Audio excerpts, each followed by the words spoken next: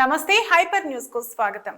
రాష్ట్రంలో వైసీపీ పాలన అవినీతిమయమైపోయిందని ప్రజలు మార్పు కోరుకుంటున్నారని, ఎన్నికల్లో వైసీపీ నాయకుల దౌర్జన్యాలు అంతులేకుండా పోయాయని తిరుపతి బీజేపీ ఎంపీ అభ్యర్థి వరప్రసాద్ వెల్లడించారు. గూడూరు పట్టణంలో జనసేన పార్టీ కార్యాలయంలో జరిగిన విలేకరుల సమావేశంలో ఎంపీ అభ్యర్థి మాట్లాడారు. గూడూరు పట్టణంలోని జనసేన పార్టీ కార్యాలయంలో జరిగిన విలేకరుల సమావేశంలో తిరుపతి బీజేపీ ఎంపీ అభ్యర్థి వరప్రసాద్ మాట్లాడుతూ, రాష్ట్రంలో వైసీపీ ప్రభుత్వంలో అవినీతి అక్రమాలు మయమైపోయిందని, చిల్లకూరు మండలంలో సిలికా అక్రమ రవాణా వల్ల వ్యవసాయ భూములు పేదల నివాసాలు పోతున్నాయని అనేకసార్లు ముఖ్యమంత్రి తెలియజేసినా పట్టించుకోలేదని అన్నారు. ఎన్డీఏ కూటమి అధికారంలోకి వస్తే సిలికా అక్రమ రవాణాను అరికడతామని అన్నారు.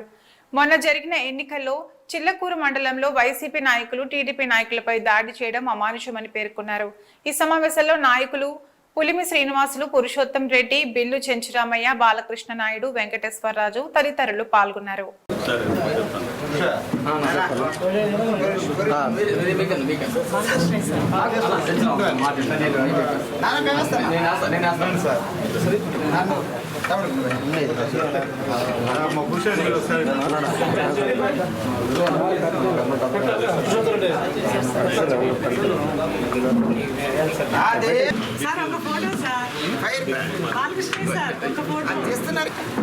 నా సుఖంగా వెనక్కి వచ్చాను.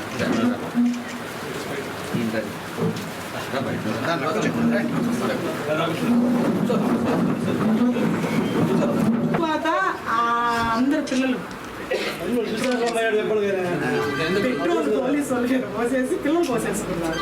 అంటే ప్రజలు పోలింగ్ అయిపోయింది.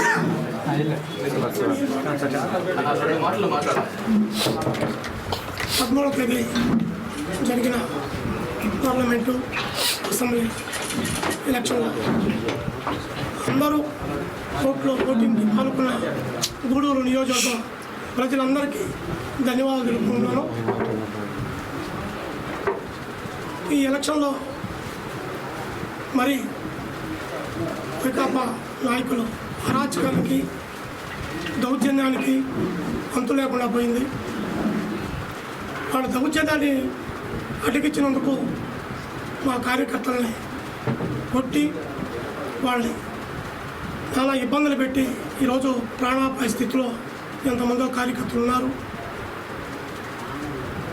ఈరోజు మా ఎమ్మెల్యే గారు కార్యకర్తల ఇబ్బందిని మద్రాసు హాస్పిటల్లో ఉంటే వాళ్ళని ఆలోచించడానికి వెళ్ళారు.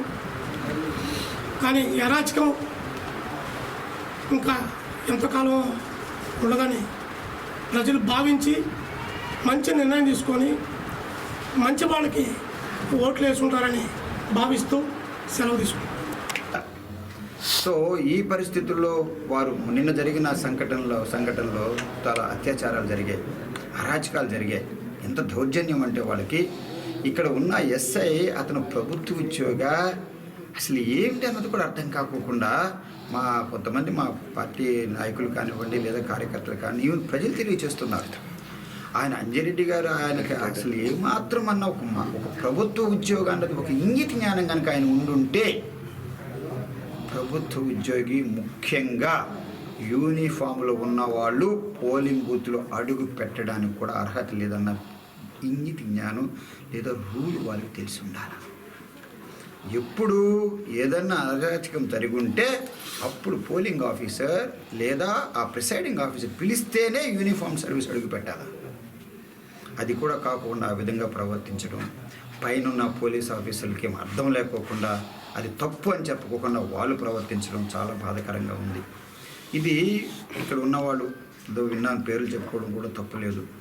నరేందర్ రెడ్డి గారట చిల్లకూరులో, ఆయన మండలం ఎక్కడ, ఆయనకి ఏం సంబంధం ఇక్కడ, ఎక్కడో బెంగళూరులో ఉంటాడు.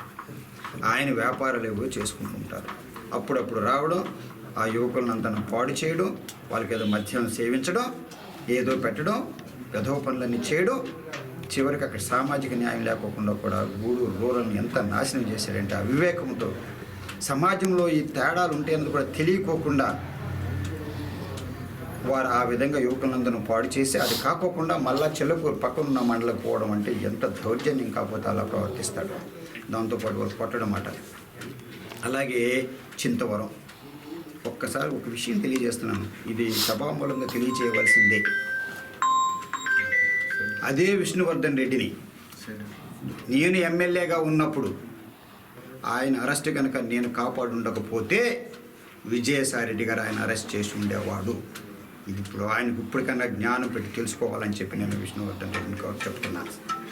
విష్ణువర్ధన్ నేను కనుక ఆ రోజు కనుక కాపాడు ఉండకపోతే, అమర్నాథ్ రెడ్డిని కూడా నేను కనుక ఆయన వెంటనే విడుదల చేసి ఉండకపోతే వాళ్ళిద్దరూ కూడా పర్మనెంట్గా ఉండిపోయేవాళ్ళు జైల్లో. నేను ఒక న్యాయంగా మాట్లాడే వ్యక్తిని కనుక విజయసాయిరెడ్డి గారికి చెప్పి అది మనకు కాదు, అది అప్రజాస్వామ్యం అని చెప్పి వాళ్ళిద్దరిని కాపాడితే ఈరోజు మరలా ఈ అరాచకానికి పాల్గొంటున్నారు. మరొక్కసారి తెలియచేస్తున్నా, గూడూరు రూరల్లో కానీ, క్వాడ్స్ కానీ, అలాగే పక్కనున్న వెంకటగిరిలో క్వాడ్స్ కానివ్వండి, మైకా కానివ్వండి, ఇటువైపు చిల్లకూరులో సిలికా కానివ్వండి, ఎన్డీఏ ప్రభుత్వం ప్రజాదరణతో చంద్రబాబు గారు ముఖ్యమంత్రి అవడానికి అవకాశాలు కనిపిస్తున్నాయి, అవుతారు. అలాగే ప్రజాదరణతో మా ఉమ్మడి అభ్యర్థి పాసం సునీల్ కుమార్ గారు ఇక్కడ గూడూరు ఎమ్మెల్యే శాసనసభ్యులుగా అవుతారు. అలాగే ఆదరణ కనుక ఉమ్మడి అభ్యర్థి నాకు కూడా ప్రజలు నన్ను ఆదరిస్తే ఎంపీగా ఉండి, ఈ విధంగా ఇష్టం వచ్చినట్టుగా కొంతమంది దౌర్జన్యంతో ఈ రాష్ట్ర సంపద సిలికా కానివ్వండి, క్వాడ్స్ కానివ్వండి, మైకా కానివ్వండి, లేదా ఇసుక కానివ్వండి, ఇక నుండి చేసుకోవడానికి వీలు లేకోకుండా ప్రజలు తిరుగుబాటు చేస్తారు మా నాయకత్వంతో అని చెప్పి నేను తెలియజేస్తున్నాను. చింతవరంలో ఉన్న నాయకులు కనుక ఇంతకాలం మా ఆటలు సాగాయి, లేదా బల్లువోల్లో ఉన్న వాళ్ళు మా ఆటలు సాగాయి, వరగల్లో ఉన్న వాళ్ళు మా ఆటలు సాగాయి అంటే వారు అంతం రాజకీయంగా చూడబోతున్నారు. మేము ప్రజలైతే తప్పనిసరిగా తిరుగుబాటు చేస్తారు. ఖచ్చితంగా ప్రభుత్వం ద్వారా జరుగుతుంది. ఖచ్చితంగా కోఆపరేటివ్ సొసైటీస్ ఏర్పాటు చేస్తారు, గ్రామ సభలు పెట్టిస్తారు. ఇంకా ఒక ఇల్లు ఉన్న పెత్తనం జరగడానికి ఇంకా అవకాశాలు కనిపించడం లేదు. నిజమైన ప్రజాస్వామ్యంలో అడుగు పెట్టబోతున్నాం. అందుకని చెప్పి వారు కూడా జాగ్రత్తగా ఉండడం మంచిది. ప్రభుత్వ అధికారులు వాళ్ళ పరిధిలో వాళ్ళు ఉండడం చాలా ఆవశ్యకత ఉంది. నేను కూడా 35 సంవత్సరాల ప్రభుత్వ అధికారిగా పనిచేసి వచ్చాను. ఆ దారుణంగా వారిని అలా కొట్టినందుకు సునీల్ గారు పరామర్శించడానికి చెన్నై హాస్పిటల్ వరకు వెళ్ళడం జరిగింది, సీనియర్ నాయకులను పంపించడం జరిగింది.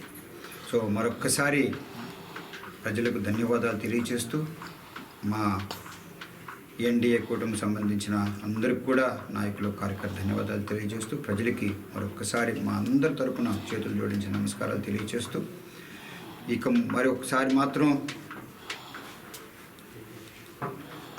అదుపు లేకున్నా వైఎస్ఆర్ పార్టీ నాయకులకు మరలా వారు చేసుకున్నది గత 5 సంవత్సరాలుగా జరిగే విధానాలు ఇక భవిష్యత్తులో జరగదు.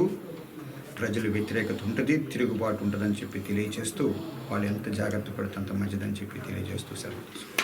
చాలా తేట తెల్లగా చెప్పడం జరిగింది.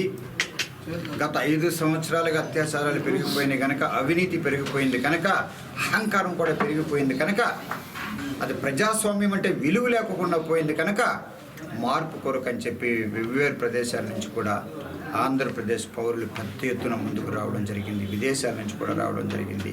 ప్రక్క నగరాల నుంచి సాఫ్ట్వేర్ ఇంజనీర్లు రావడం జరిగింది. ఇది తప్పనిసరిగా మార్పు కొరకు ఎదురు చూడడమే అని మేము మా ఆలోచన. ఎంతో పెద్ద ఒక ఆలోచనతో 19లో అంత అవకాశం ఇస్తే ఆయన నిజ స్వరూపం చూపిస్తున్నాడు జగన్మోహన్ రెడ్డి గారు. మాలాంటి వాళ్ళకి భయం వేస్తుంది. ఎందుకంటే అంత చిన్న వయసులోనే వారి క్విడ్ ప్రోకో కింద 12 కేసులు పెట్టుకున్నారు అంటే, ఆ తర్వాత ఇప్పుడు ఈ మాత్రానికే ఆ పదవి వచ్చినందుకే ఈ విధంగా అవినీతి, అప్రజాస్వామ్యంగా అహంకారంతో ఉన్నారంటే, రేపు కనుక మళ్ళా గెలిస్తే ఆంధ్రప్రదేశ్లో స్వేచ్ఛ ఉంటుందా? ఆ 10 కుటుంబాలే పైకి వస్తాయి తప్ప ఎవరు ఉండరు. కనుక మార్పు కొరకు ప్రజలు వచ్చారన్న నమ్మకం కూడా మా తెలుగుదేశం నాయకులు చెప్పింది నేను కూడా ధృవీకరిస్తున్నాను. నేను నమ్ముతున్నాను ఖచ్చితంగా మార్పు ఉంటుంది. ప్రజలైతే ఎదురు చూస్తున్నారు. మాకు తేట తెల్లగా కనిపిస్తుంది. అప్పుడు ఎప్పుడైతే 19లో ఏ విధంగా అయితే ప్రజలు ఒక అవకాశం ఇవ్వాలని చెప్పి ఇచ్చారో, అదే ప్రజలు జగన్మోహన్ రెడ్డి గారిని గద్దె నుంచి దించడానికి ఒకటయ్యారన్నది భావం నాకైతే తేటతెల్లగా కనిపిస్తుందని చెప్పి తెలియజేస్తుంది. తిరుపతి జిల్లా శ్రీకాళహస్తి పట్టణంలోని శ్రీ జ్ఞాన ప్రసన్నాంబాదేవి సమేత శ్రీకాళహస్తీశ్వర స్వామి దేవస్థానంలో శ్రీ మేధా గురు దక్షిణామూర్తి స్వామి వారి అభిషేకం వైభవంగా నిర్వహించారు. వేద పండితుల ఆధ్వర్యంలో వివిధ రకాల ద్రవ్యాలతో శ్రీ మేధా గురు దక్షిణామూర్తి స్వామి వారికి అభిషేకాలు నిర్వహించి ప్రత్యేక పూజలు జరిపారు. అనంతరం ప్రాకార ఉత్సవం నిర్వహించారు. భక్తులు పెద్ద సంఖ్యలో స్వామివారి అభిషేకాలను తిలకించి భక్తులు పెద్ద సంఖ్యలో స్వామివారి అభిషేకాలను తిలకించి తీర్థ ప్రసాదాలు స్వీకరించారు.